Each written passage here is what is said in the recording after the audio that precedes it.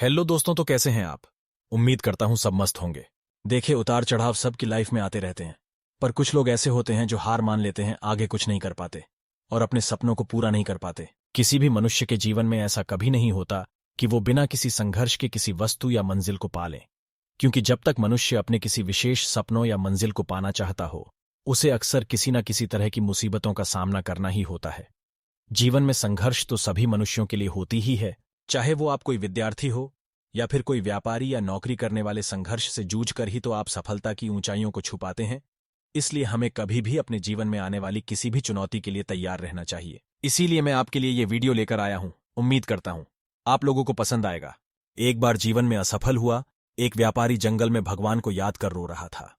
वह बार बार भगवान को याद करता और अपनी असफलता का कारण पूछता।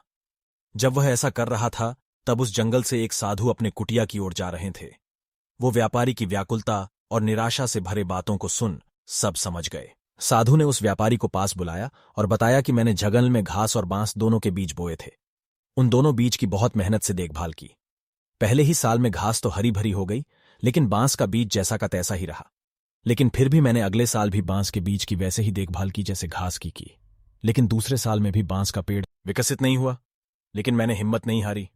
तीसरे साल में फिर मैंने बांस के बीज की देखभाल की, लेकिन कुछ न हुआ। चौथे साल में भी यही हुआ। 5 साल में मेरी मेहनत रंग लाई और बांस का एक छोटा सा पौधा उग गया, लेकिन बहुत छोटा और कमजोर सा। फिर भी मैंने हिम्मत नहीं हारी। 6 महीने में ही वह पौधा 100 फीट लंबा हो गया। मैंने बांस की जड़ को इतना बड़ा करने के लिए 5 साल का समय लगाया। इन 5 सालों में इसकी जड़ इतनी मजबूत हो गई कि 100 फीट से ऊंचे बांस को संभाल सके। संघर्ष तो सभी के जीवन में आते हैं, लेकिन इनसे हार नहीं माननी चाहिए। दरअसल संघर्षों से ही आने वाला कल और भी बेहतरीन और बांस की तरह मजबूत बनता